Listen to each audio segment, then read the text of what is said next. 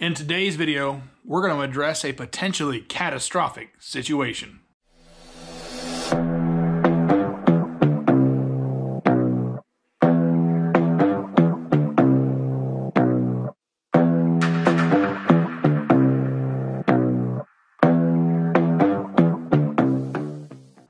Welcome back to Dickey's Garage, guys. Thanks for tuning in. Today, we're going to be working on the big block Miata. Now, we've got a very serious problem we just discovered recently that we're going to have to address today. Also, we're going to try to make some more forward progress with that rear end conversion. But before I get into that, let me show you something very important that's got to do with this build. I've mounted this here in the garage just to keep an eye on things. This is the countdown. We've got 101 days. This event's called Cleetus and Cars. It's in Bradenton, Florida. It's April 13th. It's a Saturday. It is going to be out of control. We went last year. We got the car running the night before the event, so we were totally unprepared.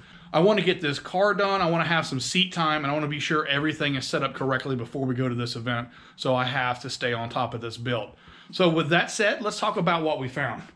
Now, if you watched my last video, you might have noticed that we did a small burnout in the intro to get this car out of the garage, just kind of goofing around, really. But what we discovered was that the back tires immediately started wheel hopping. Now, those of you guys that have experienced this before know this can be catastrophic to your driveline. It will absolutely destroy it. So I've got a couple of theories as to why this is happening. Best case scenario, it's because I don't have any of my control arms tight and I don't have shocks. So we're going to start off by working on getting those shocks installed in this car, and then we're going to try a burnout again and see if it does any better.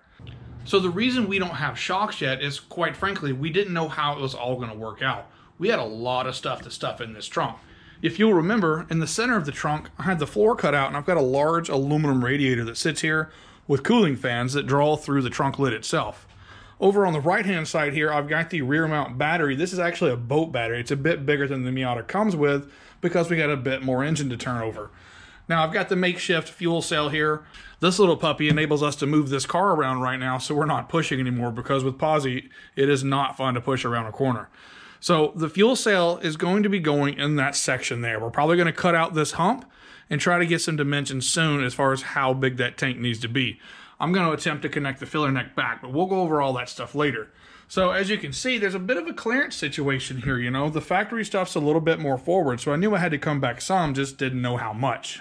So let me show you underneath the car and give you a better idea of what we're working with. Now, the factory shock mounts on the rear axle are going to be just fine, but we didn't know where it was going to land above that, so that's kind of what we've been waiting on. So now that we can get a general position for where it needs to go, we need to figure out how high it needs to be. It may need to protrude through the floor pan some. So I can only think of one way to figure that out. So what I decided to do was to take the factory shock, measure it at the extended position, and then compress it and get a measurement there, and then split the difference to figure out where the neutral position of the shock was. Problem being, we compress the shock,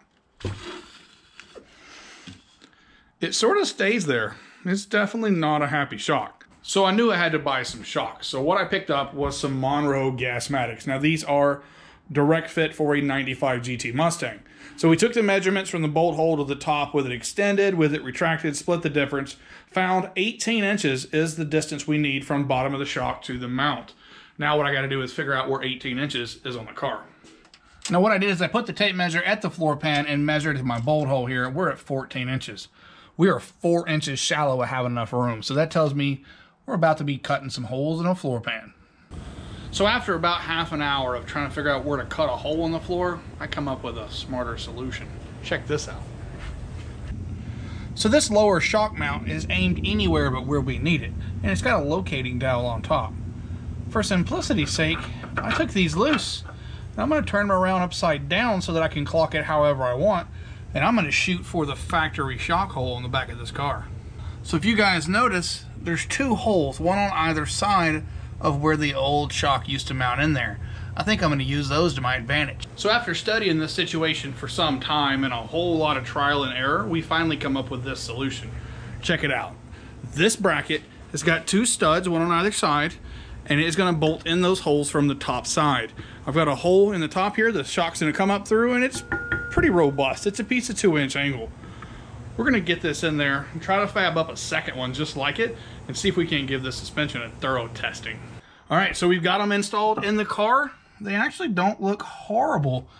They're almost symmetrical too. So it looks like that may hold the top of the shock. Let me show you underneath. We did clock that bottom mount and get it shoved up through this hole. Let's see if I can get you a shot of the hole. I hit it almost dead center. So it looks like this may work. So I'm gonna do a couple more things. We're gonna put it on the ground and see what it does.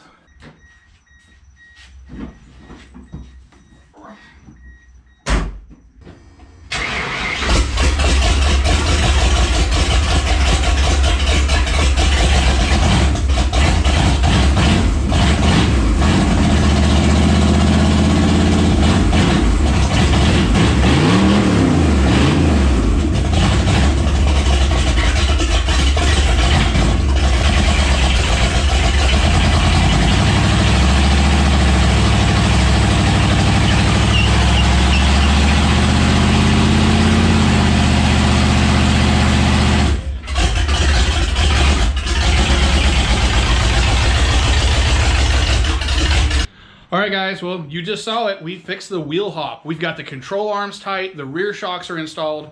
It barely runs. Remember, we're only working with 7 cylinders. We still got cylinder 4 with a bent valve.